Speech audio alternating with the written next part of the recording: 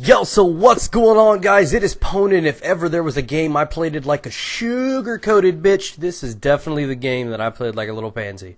I swear to God, I played this game so bad. It's like, I hate the KSG, so I wanted to be the biggest pansy possible because I didn't want to have to use this gun ever again. Now, the gun's got great damage. It's great.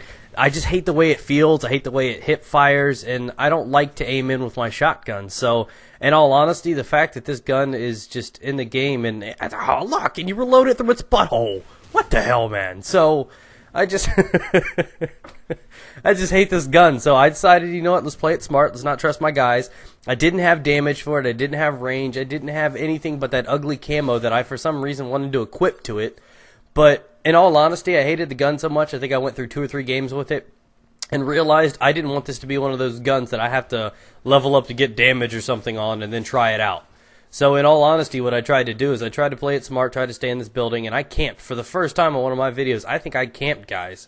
I know, I feel like a bad person for it, but I also felt relieved because I really did not want to use this gun anymore. I really do hate it. I'm not trying to be mean. I'm not trying to be, a hater to those guys. I have used it since damage was unlocked and range was unlocked, and it's actually a lot better than I expected.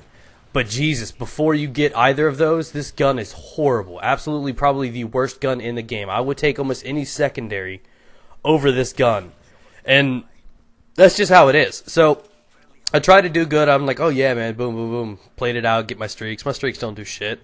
So then I end up picking up another gun, which you guys are going to troll me for anyway. So, at the end of this, I'm just glad this one was done. I know it may be a bitch one, but, at the end of it, I don't care. I really don't care. I'm just glad because to me it counts. Started with the gun, got a few kills with it, played like a bitch. High five! Yay! And, I don't know. But anyways, the topic today I wanted to talk to you guys about was Valentine's Day. That's coming up. It's a big day, especially for couples. I'm married.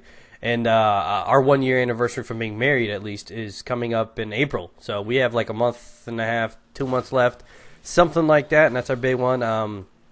We're coming up on, 3 or 4 years, something like that, as well as since we've been together. So Valentine's Day has always been something weird.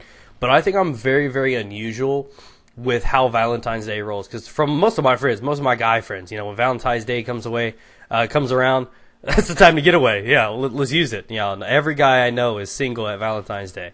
Whether or not it's intentional, they put those fake breakups in there like, baby, I don't know if it's the same thing it used to be. And then like 2 days later, I just don't know what was wrong with me. It's just the heat of the moment, and I love you, honey. And, a lot of my friends, cut the line off because they don't want to get the girls' presents and fucking deal with all the mushy, gushy stuff in order to get the mushy, gushy stuff. So a lot of guys just don't tend to do that. And then there's the ritualistic type behavior behind this. You got to have a date. You got to have the roses, the diamonds, because you know what? Yeah, I know, right? So there's all these expectations of this holiday, and I think it's bullshit. And you guys like, what? And I don't consider myself a romantic. I go out on my way to surprise my wife sometimes. I do cute things, so on and so forth. But I have a weird take on marriage and stuff like this, especially when romance is involved, because the community and, Hallmark and all these people have made these holidays so big and marriages and shit like that so expensive. $10,000 on flowers and shit on, Amanda's sister's wedding. What the fuck is that? $10,000 on... Oh, you can buy a conservatory for that much, man. Have all the flowers you want. Instead, you get 12 pots of bullshit. So it's like, in between marriages and, what you should do for, the romance situations in our, society, I just think it's ridiculous. I mean, and then I think it's lopsided. It is totally lopsided. When was the last time, it was Valentine's Day and I got my wife some chocolates, some big-ass roses, which are going to die anyway. And then I went in there and, I got her a nice diamond necklace. And she surprised me with a big-ass plasma TV. When the shit did that happen? It's lopsided. All the women get the good shit. And we get a thank you. And maybe like a little something on the side. But it ain't worth the money, man. Come on. Put that shit on layaway. But, no, seriously. I've just never understood it. I don't like the idea behind, these social, expectations through relationship holidays. Like Valentine's Day and marriages. I don't think there's a certain way you should do it.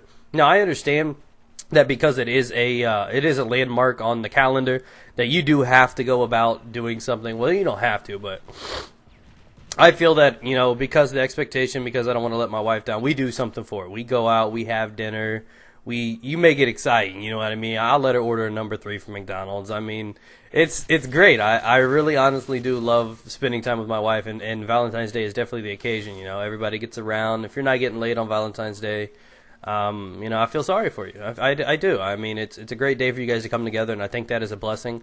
But as towards the gifts and the chocolates and all that stuff, I think that's crazy, man. I really, really think that's over the top, and that doesn't need to be done. But that's just my opinion. I'm not hating anybody that loves doing it, and I get a hell of a joy out of buying something for my wife, something she expects, something she loves.